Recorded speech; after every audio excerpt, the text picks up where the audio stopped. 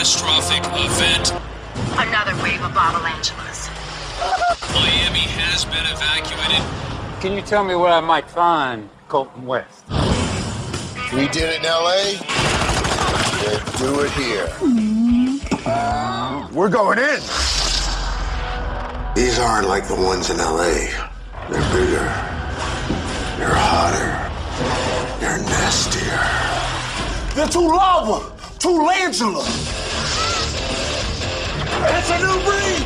These are just babies. The mama's hiding somewhere.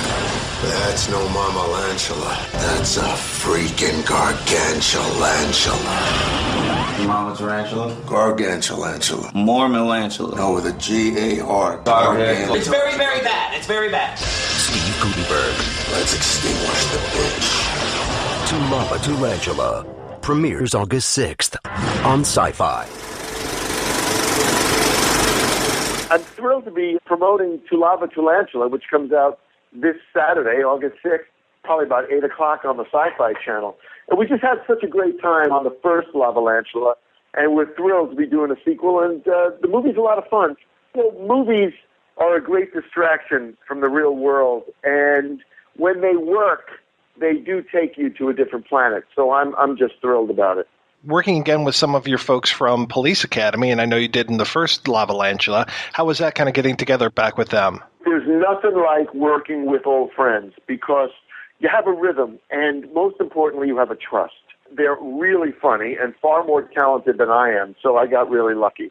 And Marion Ramsey and Michael Winslow, just terrific. You know, Marion was up for a Tony. Of course, Michael is supremely talented, and it was just great. You know, we got along terrific, and they let me do my thing, I let them do their thing, and it really works. And you see it all the time, you know, SNL does it all the time. They work with the same people in their films. Adam Sandler does it all the time because you get a shorthand and a real trust, and that's what I think acting is a great component of acting is trust. Now, when you got approached to do the first Lavalantula film, what was kind of your opinion of these sci-fi movies?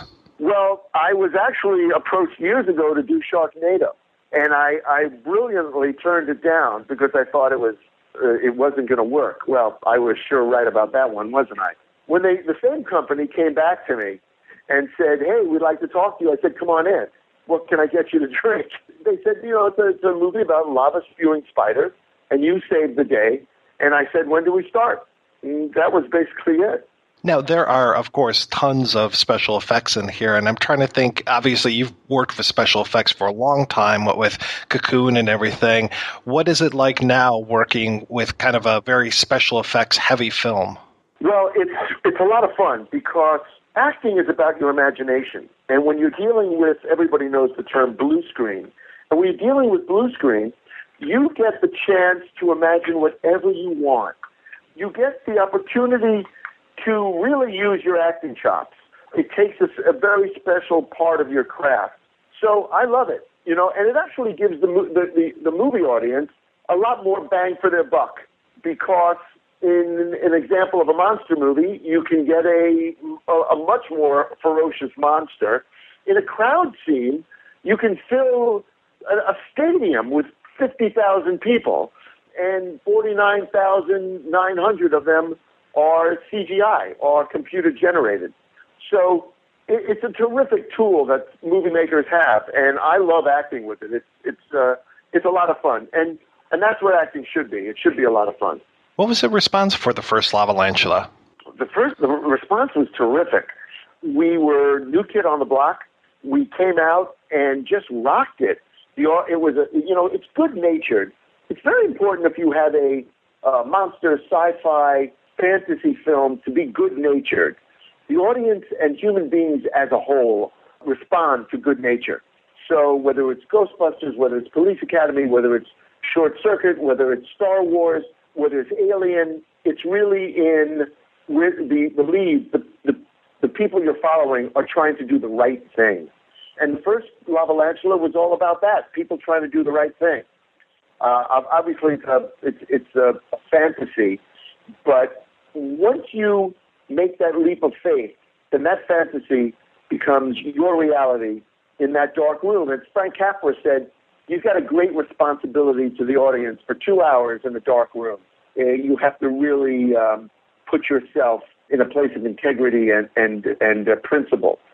So, interestingly enough, when you talk about movies, that's the underlying theme of great movie, is that there's principle, there's character. People want to see that even in a superhero like Deadpool, who didn't want to play with the rules of the X-Men, but eventually you saw that he has character and he has principle, even though he could be a dastardly fellow.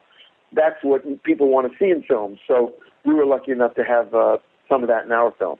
I know you've probably have gotten this question a lot lately, but what's it like hearing that former President Clinton, one of his favorite movies is Police Academy? The truth is, we rarely disagreed on parenting, although she did believe that I had gone a little over the top when I took a couple of days off with Chelsea to watch all 6 Police Academy movies back to back. Man, when President Clinton mentioned Police Academy at the DNC, it just knocked my socks off. I'd met him privately before, and he actually told me that when he was going through a tough time, he took 2 days and just watched all 6 police academies. And it's the first time any president has mentioned any film during a presidential convention. So I was just thrilled. And it also proves honesty in politics. He actually told me that in private. So for him to tell the entire world that that's his favorite movie, and that was the only form of recreation he spoke about, that just tickled me pink. And it was a great, great nod to our film series. Now, I spoke recently to Paul Maslansky, and I know that he's talking about revising or revitalizing, I should say, the Police Academy films. Has there been any talk about bringing you back for that? There sure has. And I know that they're developing it over at Warner Brothers and at New Line Cinema, and I'm thrilled. I think it's going to be a great go. And making a sequel is not easy. We've seen that in Ghostbusters, which was a great, great attempt by well-meaning people and really talented people. And it's no secret, it supremely didn't work the way that we all wanted it to work.